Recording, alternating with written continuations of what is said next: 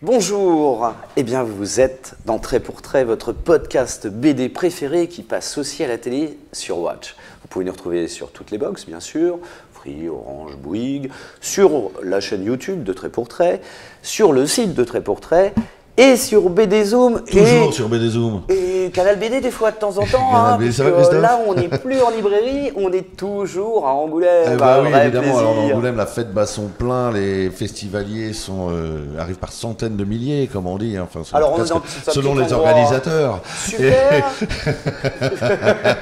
Et c'est un endroit super où se décernent un certain nombre de prix. Alors on a notamment hier nos amis libraires de Canal BD, tu sais, qui sont partenaires de l'émission. Bien sûr, c'est pour ça que j'en parlais. Voilà, absolument, qui ont récompensé Nicolas Pétrimo pour son Il faut flinguer Ramirez, un polar pétaradant. Et ça tombe bien, d'entrée pour toi, on va encore flinguer aujourd'hui. Absolument, on va flinguer aujourd'hui. Je vais juste dire que de Glénat, justement, il en est beaucoup question à Angoulême ici, puisqu'on est là quand même pour toute la semaine quasiment, et puisqu'on fête les 50 ans, voilà, de cette maison d'édition. Voilà, et effectivement, ils font des polars, notamment un nouveau polar signé Olivier Berlion. Bonjour Olivier. Bonjour Olivier, qui s'appelle Agatha et qui parle, il nous l'expliquera un petit peu de la vie le syndicat du crime. Du syndicat du crime de Lucky Luciano. Hein. Voilà, une partie de l'histoire. Voilà, à travers une peut-être aventure sentimentale. Peut-être, oui. Hein on va voir. Qui va peut-être mal tourner. Et alors, ça c'est du polar américain, du thriller, etc. Et puis derrière, on met le petit chapeau. On prend la petite pipe, voilà. Et on revient un petit peu à la française. Favori.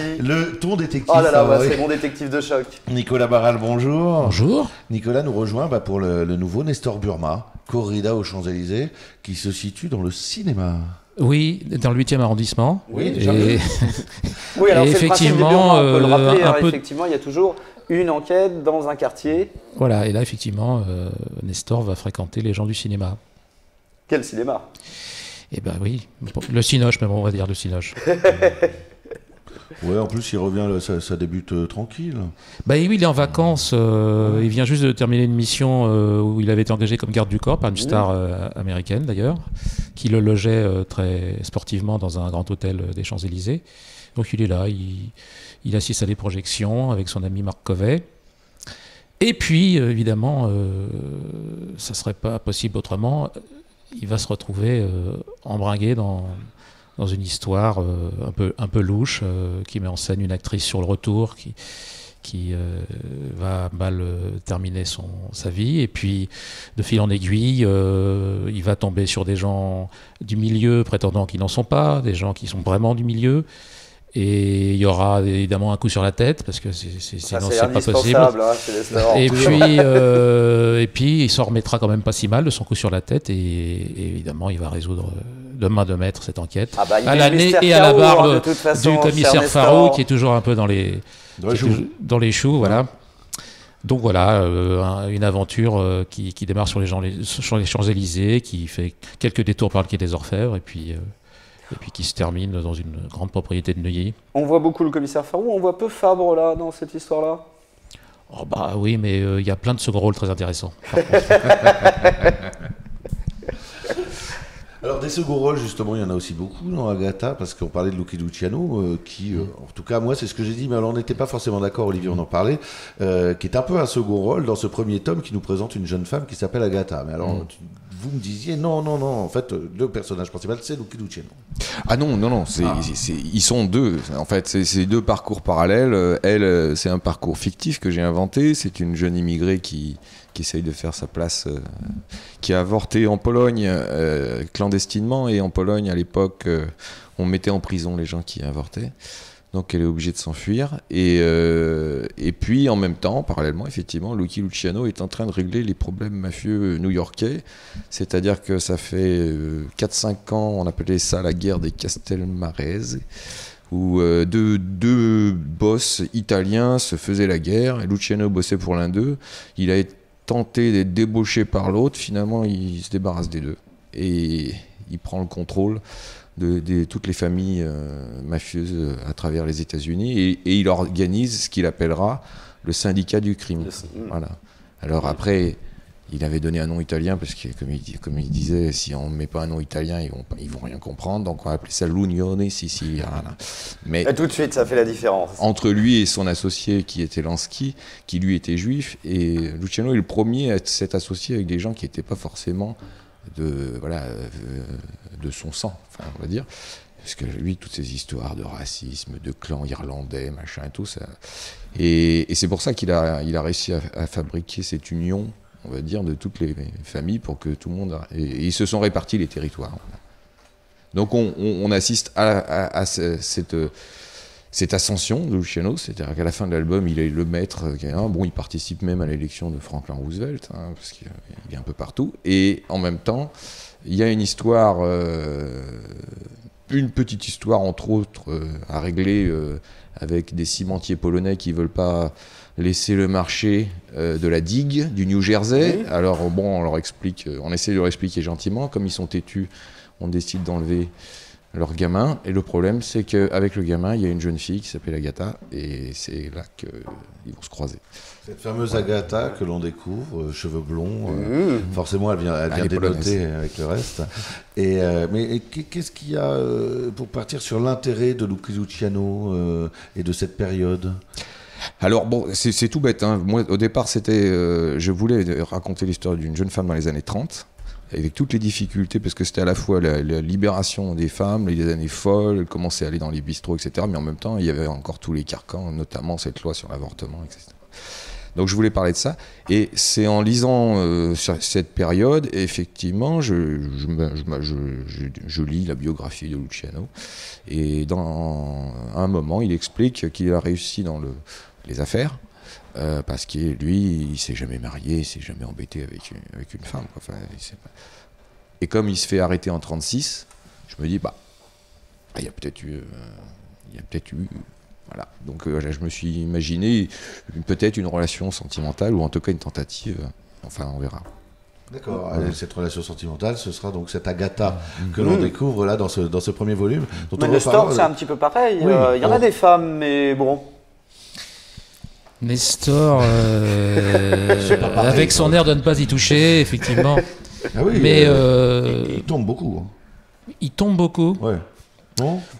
Alors pas il trop croise dans beaucoup, celui-là, parce que finalement il y en a certains où effectivement il y a des petites aventures qui se créent. Oui. Là non. Non mais par exemple là, bon, il navigue dans le milieu du cinéma et un soir qui est pas fait comme un autre, il rentre dans sa chambre, il trouve une jeune femme dévêtue qu'il avait pris pour un producteur de cinéma. Et il pourrait en profiter honteusement. Et non. Et pas du tout. Non, il a une morale. Et il lui conseille il lui dit c'est pas comme ça qu'on réussit dans la vie. Ouais, assez durement d'ailleurs. On réussit dans la vie en épousant un mécano. Voilà. Voilà. Donc non, c'est un gentleman, Nestor. Ah oui. Oui. Ah bah oui, ça c'est évident. Voilà. Comment on s'approprie, parce que le personnage a été créé au départ par Tardy, bien sûr. Comment on s'approprie Nestor ? Est-ce que c'est difficile ? Alors, déjà, on s'efforce de ne pas abîmer le jouet qu'on vous prête, parce qu'éventuellement, le Tardy pourrait avoir envie de s'en servir. Donc, il y a un échange avec Tardy quand vous Oui, tout à fait. Il y a un échange au départ, quelques rendez-vous pour un peu... baliser le terrain, et puis petit à petit, quand il sent que quand il a senti que je m'autonomisais, il m'a foutu la paix. La seule règle, c'était que Nestor se ressemble et que les personnages principaux d'un dessinateur à l'autre soient reconnaissables par les lecteurs. Mais sinon, non, il est quand même... c'est un gentleman aussi. Et donc, il me fout la paix. Je pense qu'en fait, il fait en sorte que je sois aussi à l'aise qu'il le serait dans la réalisation de l'album. Voilà. Et donc moi, ce que j'ai fait, c'est quand on m'a proposé ça, c'est que j'ai regardé comment il faisait. C'est assez intéressant parce que on sort de son registre habituel. Donc ça repose quand même. Moi, j'ai trouvé que c'était assez reposant. Et puis ensuite, on essaie je l'avais lu bien sûr l'œuvre de Tardy, mais j'avais jamais autant scruté sa manière de faire. Donc on apprend des trucs évidemment en décortiquant. Et puis il y a un moment où on retrouve quand même une certaine liberté. Là, c'est le 3e album et est-ce que je peux parler d'émancipation? Ça serait quand même exagéré. Mais on sent quand une même. évolution, Enfin, une maîtrise des personnages et effectivement pas de l'appropriation, c'est pas vraiment ça parce qu'on peut pas. Mais comment dire, une évolution. On a du Tardy à la Barral, vraiment. On sent maintenant que on peut dire ça comme ça. patte. On peut dire ça comme ça. C'est-à-dire que moi, je viens enfin, je fonctionne sur 2 jambes depuis le début de ma carrière, le réalisme d'un côté et l'humour de l'autre. Oui. Mais le trait commun entre les deux, c'est une espèce de goût pour l'expressivité, le langage corporel, etc. Donc j'essaie de rester fidèle à ça et donc je fais jouer les comédiens de papier au mieux. Vous étiez arrivé comment dans l'aventure On m'a proposé. C'est Hervé Langlois, qui travaillait chez Casterman à l'époque, qui m'a approché et qui m'a fait cette proposition indécente. Vous aviez lu l'œuvre de Malet au départ? Oui, j'avais lu. En fait, j'ai lu Bourrière au Montelbiac, qui était l'album qui a tout redéclenché pour Malet, qui avait probablement déclenché l'adaptation télé d'ailleurs. Oui. Et donc, ayant apprécié la BD, j'ai acheté tous les Léo Malet, qui d'ailleurs, dans une collection qui n'existe plus, mais qui était dont les couvertures étaient illustrées par Rochette. Ah oui. Pour l'anecdote. Donc, quand on m'a proposé ça, j'ai eu qu'à les tirer de la bibliothèque, et puis on m'a dit d'en choisir un. Alors, c'est vous qui choisissez? Oui, absolument. Voilà, c'était ça la question. Vous choisissez l'arrondissement? Oui, alors je les ai relus, enfin j'ai pas tout relu, mais quand je suis tombé sur Boulevard Haussmann, comme le début est assez rigolo, que je venais de faire un Philippe et Francis, assez naturellement, ça me permet... Philippe et Francis, c'est une parodie, c'est un pastiche de Black et Mortimer. Pardon, oui. Voilà. C'est vrai qu'il est nécessaire de le préciser. Pour le téléspectateur, Laurent est là pour ça. Et donc ça permettait un atterrissage en douceur, ce qui a d'ailleurs un peu fait peur à Tardy au départ, parce qu'il voulait pas que je fasse une parodie de Nestor Burma. Mais bon, c'était pas mon intention. Même si les premières pages, effectivement, on pouvait le laisser entrevoir. Et voilà. Et j'ai fait du noir et blanc au départ, parce que, pareil, je voulais essayer d'utiliser les mêmes outils que Tardy. Et puis, pour information, le Boulevard Haussmann va ressortir bientôt en couleur, pour que la collection soit harmonisée. Voilà. Ce sont des choix éditoriaux. Ce sont des choix éditoriaux, mais en fait, on a commencé à le faire avec Philippe de la Fuente, donc qui a mis en couleur. Enfin, on travaille à 4 mains et sur les 2 précédents albums. Et c'est pas mal en fait. Oui. Ouais, c'est pas mal. Je trouve que c'est pas si mal. Je me demande même ce qui m'a pris de le faire en noir et blanc. Enfin, bon. Et l'éditeur aussi d'ailleurs. Mais la couleur est un traitement traditionnel? Non, c'est tout informatique, mais alors avec une espèce de patine quand même un peu traditionnelle. Je ne vais pas entrer dans les détails de la fabrication. Voilà. Mais on essaie de faire du traditionnel avec des outils modernes. Voilà, s'approcher le plus possible. Mais l'intérêt de l'informatique, c'est le droit à l'erreur. Et oui, voilà. Bien sûr. Olivier, vous travaillez comment? Moi, c'est l'inverse. Lui, c'est pas droit à l'erreur. Lui, c'est l'inverse. Il donne même des frayeurs à son éditeur, je crois. Oui, parce que j'ai recommencé 30 pages. Ah ouais, quand même. J'étais pas content, mais comme effectivement, il n'y a pas d'ordinateur. Donc là, c'est des planches en couleur directe? Oui. C'est tout peint à la main, quoi. D'accord. Avec des collages, même quand je me trompe, parce que je m'amuse. Là, j'ai raté une tête, pouf, je suis obligé de la redécouper, la recoller. Ouais. Je sais pas me servir d'un ordinateur, et puis chaque fois que j'ai essayé, ça m'a bloqué. En fait, j'ai un plaisir fou à faire tout ce petit artisanat sur ma table. Voilà. Donc bon. Mais on n'a rien l'impression que c'est l'ordinateur. Absolument, c'est très beau. Alors c'est très beau et c'est copieux parce que ça devait être au départ à 54 pages, finalement c'est à 74. Enfin, pour bien mettre, alors ça va être quoi? Ça va être une trilogie? Oui, c'est prévu en combien de tomes juste? 3 ou 4. D'accord. Voilà. Mais déjà, là à la lecture, il y a de manger. On rentre bien. On rentre bien. Ouais. Oui, au départ c'était prévu effectivement sur 54 pages, mais ça allait me faire des pages de 10 cases par page. Et j'avais envie de grands dessins, comme là on voit sur... voilà. Ouais. Ça, c'est votre évolution dans cette nouvelle série, c'est de prendre beaucoup plus d'espace. Voilà, comme je suis scénariste, je me suis autorisé à faire plus de pages. C'est vrai que si un scénariste m'avait dit tu vas faire plus de pages payées pareil, j'aurais dit tu sais pas faire ton métier. Mais comme là, voilà, donc, bon, le dessinateur n'a pas été content, mais le scénariste était content. Enfin voilà, donc j'ai fait un compromis avec moi-même. Et même jusqu'au dernier moment, j'ai rajouté même 2 pages à un moment parce que je me suis aperçu en me relisant qu'il me manquait une séquence. Voilà, c'est vrai que mon éditeur m'a dit après tout, bon, bah, vas-y, si tu me demandes pas plus, il n'y a pas de souci, fais comme tu veux. Voilà. Et puis surtout, ça m'a vraiment permis voilà, de modifier la narration. C'est-à-dire que de temps en temps, il y a des respirations, une lenteur, une tranquillité entre plusieurs séquences. Puis à nouveau, ça se réaccélère, on met plus de cases et voilà. Donc voilà, le choix était... Nestor, c'est limité C'est vous qui faites l'adaptation? Oui, c'est moi qui fais l'adaptation et non, c'est pas limité. C'est d'ailleurs grâce à Tardy. C'est-à-dire que quand on a finalisé les choses pour Boulevard Haussmann, il a regardé son éditrice, il lui a dit on est bien d'accord qu'il n'y a pas de limitation de pagination. D'accord. Et donc merci Jacques. Parce qu'effectivement, ça aurait été compliqué de faire tenir ça dans un format classique. Traditionnel, parce que c'est renégocié album par album. Renégocier, non, là maintenant, bon, non, mais disons que je revenais, je faisais un petit historique. À l'origine, on m'a laissé les coups des franches et c'est effectivement très agréable. Ouais, alors effectivement, il n'y a pas de, c'est pas plus on fait de pages, plus on touche quand même. Hein, c'est pas, mais c'est en tout, on y gagne en tranquillité d'esprit et puis le découpage à la Tardy, il a pas. Enfin, une des observations que j'ai faites en relisant les albums de Tardy, c'est qu'il y a finalement assez peu de cases par page, ce qui s'explique par 2 raisons à mon sens. C'est beaucoup de texte. Donc s'il y a beaucoup de texte et beaucoup de cases, ça devient très vite gonflant pour le lecteur. Et puis on filme, enfin, on dessine Paris et les immeubles haussmanniens ils sont majestueux, grands, les rues sont larges et donc si on fait ça dans les petites cases, on y perd, donc pas trop de cases par page, ce qui aboutit à beaucoup de pages dans un album. Dans un album, oui. Voilà. Alors, on peut rappeler à les éditeurs, c'est vrai, sont beaucoup moins frileux qu'avant maintenant. Oui. On a quand même beaucoup plus de facilité sur des formats qu'on aurait pu penser classiques à effectivement accroître le nombre de pages. Et tant mieux si ça sert l'histoire. Si ça sert le récit, moi je trouve que par exemple sur Agatha, ça sert vraiment le récit parce qu'effectivement on a le temps, ça pose l'histoire. J'aurais mal imaginé que ça soit coupé en 2, quoi. Oui, oui. Bah, en même temps, c'est coupé quand même, parce que c'est comme un feuilleton. Bien sûr.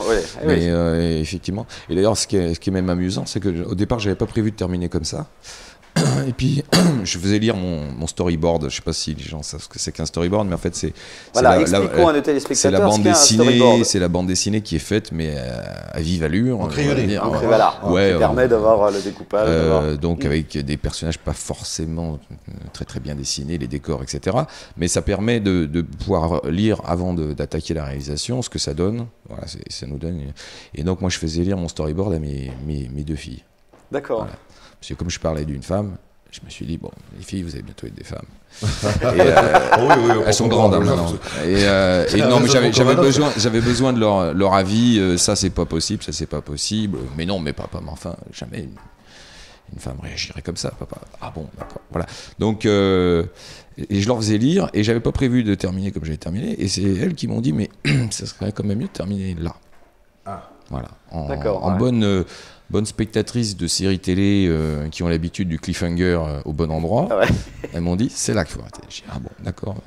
Je les ai écoutées et apparemment effectivement je me fais pas, on me reproche pas d'avoir terminé à ce moment-là. Apparemment c'était le bon moment. C'est satisfaisant. On en a eu assez et puis il vaut mieux arrêter là et voilà parce que c'est vrai qu'il y a des fois il y a des coupures, c'est extrêmement frustrant et on est presque en colère. Moi ça m'est arrivé de fermer des BD, j'ai dit c'est pas possible, il peut pas couper là quoi. Donc voilà, il y a un plaisir commun, j'ai l'impression, aux deux albums au niveau graphique, c'est de dessiner la ville, non? Déjà dessiner Paris, c'est un plaisir nécessaire pour faire du Burma. Oui, ça fait partie du cahier des charges. Alors, ce qui est commode, c'est que moi, j'habite pas loin de Paris, donc je peux aller me promener. Donc, d'ailleurs, être dans les pas de Tardy, c'est ça aussi. C'est se promener, découvrir, prendre en photo. Alors, évidemment, le Paris d'aujourd'hui a un peu changé. Donc il y a vraiment un travail de repérage. Ah, mais oui, oui. Ah, non, mais ça fait, c'est intéressant. C'est très agréable. Quelle question. Disons que. On prend l'air. Alors bon. Bah non, on pourrait simplement pianoter sur ça l'ordinateur. Alors il y a un peu des deux, mais non, l'intérêt c'est quand même d'aller se promener. Enfin, ça nous fait sortir, on prend un peu le soleil, c'est quand même agréable. Parce que les Puis, autres sont dans des caves. oui, hein, non, mais bon, Non, mais ils sortent pour le non, mais festival je vais d'Angoulême, donner on les déplace. Je vais donner un exemple pour illustrer l'intérêt de se déplacer, c'est de bien mesurer la largeur, par exemple, de l'avenue des Champs-Élysées. Si on la dessine d'après Google Images, par exemple, je pense qu'on n'a pas On n'a bien... pas la sensation, on a l'impression. Et puis aussi le taux de fréquentation, si je puis dire, c'est-à-dire le volume de gens. Alors, l'intérêt de Google Images, c'est quand même de retrouver des images d'époque où on s'aperçoit qu'il y avait autant de monde, en fait. C'était tout aussi fréquenté, il y avait déjà les contre-allées. C'est vrai. On y croisait Belmondo et Ginsberg dans ces contre-allées. Voilà. On pouvait se garer à l'époque. Hein. C'est vrai, on pouvait se garer. Voilà, donc oui, évidemment, c'est très agréable de dessiner la ville. Enfin, il y a des gens qui détestent ça. J'ai des collègues qui m'ont dit qu'ils se demandaient comment je pouvais faire pour dessiner la ville. Parce qu'ils préfèrent la campagne, enfin bon bref. Mais moi j'aime bien la ville, j'y suis né, et je suis vraiment dans mon élément à Paris. Donc repérage, ensuite on rentre chez soi et on essaie de faire coïncider le storyboard effectivement avec les images qu'on a enregistrées dans l'appareil pour être le plus fidèle au roman et à l'esprit également du dessin de Tardy. Olivier, vous avez été repéré? Malheureusement, non. Parce que d'abord, ça se passe en 1930 à New York et ça a beaucoup changé. Et non, je ne suis pas allé à New York. Je suis allé sur Google Images. Mais bon, il y a énormément de choses qui ont été faites sur New York. Donc la documentation, c'est facile à trouver. Facile, ouais. Le plus compliqué, ça a été de retrouver des images du quartier polonais de Chicago, qui s'appelle Jakowo. Alors là, j'ai trouvé 4-5 images de l'époque, quoi. Maintenant, on y va, mais maintenant c'est pavillonnaire, enfin ça ressemble pas du tout à ce que c'était. Ça, c'était le plus compliqué, donc j'ai eu un peu laissé aller mon imagination. En même temps, il n'y a pas trop de gens qui le connaissent, donc j'ai pas eu de plainte pour l'instant. Mais ouais, le plus dur, c'est de pas dessiner une voiture qui n'existait pas en 1930. Oui, bien sûr, c'est ça, ouais, pas d'avoir d'anachronisme. Vous voyez peut-être dans les dédicaces, ici à Angoulême, les gens un peu tatillons, un peu... Non, ça existe, vous avez des exemples? On fait exprès, il faut quand même un peu leur faire plaisir. C'est le jeu des 7 erreurs. D'ailleurs, à Angoulême, on est sur le 46e, là, ça fait combien de fois que vous venez, Nicolas? Zut, j'ai pas révisé. Mince Olivier Dizaine, quinzaine de fois, je sais plus. Voilà, c'est une fois tous les 2-3 ans. Ouais, c'est ça. Ouais. Voilà. Ouais. Alors là, on est juste en face du Mercure, juste à côté de toutes les bulles. Voilà, oui, c'est ça. Au-dessus d'une petite biscuiterie. Absolument. Vous avez pu y passer, une hein. biscuiterie artisanale. Ben voilà, on est dans les odeurs, c'est formidable. Hein. Malheureusement, les gens qui nous regardent ou qui nous écoutent ne peuvent pas le Elles savoir. ne peuvent pas le voir, mais voilà. On est très agréablement situés, c'est vrai. Alors le festival, c'est aussi des moyens, en règle générale, de rencontrer ses lecteurs. Oui. Toujours aussi intéressant, prend toujours autant de plaisir à les rencontrer. Oui, enfin, ça a quelques exceptions près, mais dans l'ensemble, oui, c'est agréable. Enfin, là, en plus, ils ont eu le temps de le lire, l'album. Donc, oui. Donc on aura peut-être, un retour. Olivier comme moi, un retour, oui, ce qui est quand même un peu le but de la rencontre. Voilà. Oui, parce que parfois, ça sort pour le festival, en fait. C'est ça. Il y a ça. Moi, j'ai fait pas la première dédicace que j'ai faite à Paris. Les gens n'avaient pas eu le temps de le lire, donc j'étais un peu frustré. Oui, forcément. Ouais. Bon, en même temps, il y en a, c'est bien, c'est de la bonne lecture, et puis c'est pas de la lecture qui dure 12 minutes, donc c'est sympathique. Hein? C'est vrai. Enfin, moi, je l'ai pas lu, mais. Mais par contre, je sais combien de temps j'ai mis pour le fabriquer. Mais... Vous continuez en tant qu'auteur à lire beaucoup de BD, d'autres collègues? Eh bien, autant que possible, mais le temps manque et la place. Ouais. Et la place. Parce qu'il faut stocker. Hein. Ah oui, ouais, ça c'est... On connaît bien. Oui, ça c'est notre problème fondamental dans notre vie. Non, mais il suffit de racheter une étagère et c'est reparti. Oui, et d'avoir les murs qui s'étendent un peu, le plafond. Alors, comment ça se passe sur Burma? Il y a maintenant avec Emmanuel Moineau un sur deux, ou alors c'est un petit peu fini en fonction des projets de chacun? Enfin, voilà. C'est une alternance. Bon là, il en a fait 2 de suite, par exemple. Oui, Donc ça, c'était pas forcément la mode, mais moi j'étais embringué dans d'autres projets, donc j'ai pas pu jouer l'alternance. Mais oui, enfin ça se fait en bonne intelligence. On essaie de pas se disputer dans le choix des romans adaptés. Et oui, c'est ça, c'est la question que j'allais poser. Est-ce que vous avez déjà défilé en disant moi j'adapterais tel et tel quartier? Écoutez, je ne vis rien d'effleuré ici. De ces coulisses Ah si, on veut terribles. des scoops. Non, mais ça se Dessous de la fait. Ferme. Ça se fait, Ça ça se se fait fait. tranquillement. Là, l'éditeur, de toute façon, l'éditeur est là pour arbitrer. Enfin, et Tardy aussi. Oui. Voilà, Tardy s'en est réservé un, lui. Ah, Donc celui-là, pas touche.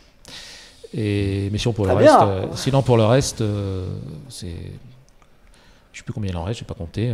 Il y a 2 périodes. Ah. Il y a les Nouveaux Mystères de Oui, Paris les qui se Nouveaux passent à Mystères, Paris, bien et sûr, puis, et puis après, il y a les autres romans qui se passent avant la guerre ou pendant, mais pas spécifiquement à Paris.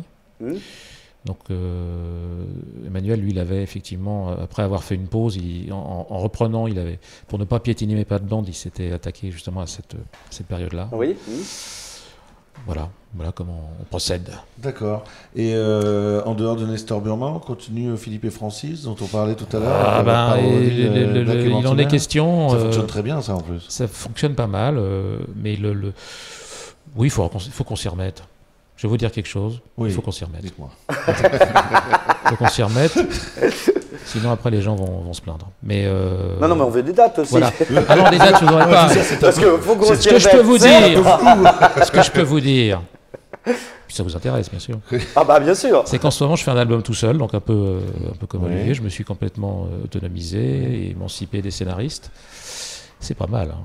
C'est sur quoi C'est pas mal. Ah, de ne pas avoir de scénariste, c'est pas mal. Oui, de temps en temps, Ouais, c'est- Et donc c'est un roman graphique qui paraîtra chez Dargaud, qui se passe au Portugal pendant la dictature de Salazar, un sujet très très gai. D'accord, ouais. Et voilà, donc je suis dessus, je suis à fond et je suis très content. Et Donc ça c'est prévu pour. ça c'est prévu pour quand ça sera fini. Et j'en suis à peu près à la moitié, voilà. Mais Ça, c'est une émission C'est de- pas avec des facile, hein, précisions. voilà. On a un On métier tente difficile, quand hein. même, mais on a non, mais je sais pas, je dirais 2020 quoi. 2020, ouais, Oui, ouais, voilà. ouais, et c'est, mais là, c'est sérieux ou c'est... Non, humour c'est sérieux, oui, c'est sérieux. Il y aura quand même un peu d'humour malgré tout, parce que Oui. je pense que même dans ces périodes troubles, les gens essayaient de garder le sourire. Oui, c'est un objet un peu plus grave que ce que j'ai l'habitude de faire. Oui. Hmm. Voilà. Et Olivier, justement, alors on parlait de scénariste, n'est pas que dessinateur, il est aussi scénariste, alors pour lui, mais pour les autres. Et actuellement, là, se termine d'ailleurs une série, ouais. qu'il a scénarisée chez Glénat, qui s'appelle L'Art du crime. Voilà, oui, le dernier album sort dans 15 jours, je crois, Ah oui. 3 semaines. Voilà. Donc on conclut 9 arts, 9 crimes, 9 histoires. Ah oui, Donc il y a le 9e, qui n'est pas le 9e art, mais le 8e. Tout le monde me demande toujours, mais au fait, c'est quoi le 8e art? Alors il y a la photographie Oui, dedans. le cinéma. Non, pardon, cinéma c'est est à septième, part, c'est le 7e. photographie et- Photographie, télévision, radio. Voilà, on a ouais, mis oui. tout ensemble. Donc nous, on a fait un album qui parle de la télévision. Et le dernier crime a lieu en direct. Donc à découvrir la série. Ça, c'est vous qui le dessinez. Et celui-là, je l'ai dessiné. C'est ça, hein. J'ai dessiné le premier et le dernier parce qu'en Voilà. fait, dans la première histoire qui parle de la bande dessinée, c'est un des personnages et on les retrouve dans l'histoire de l'audiovisuel 2 ans plus tard. Et on va comprendre que ces 9 titres ont une histoire globale et qu'on comprend en lisant la dernière.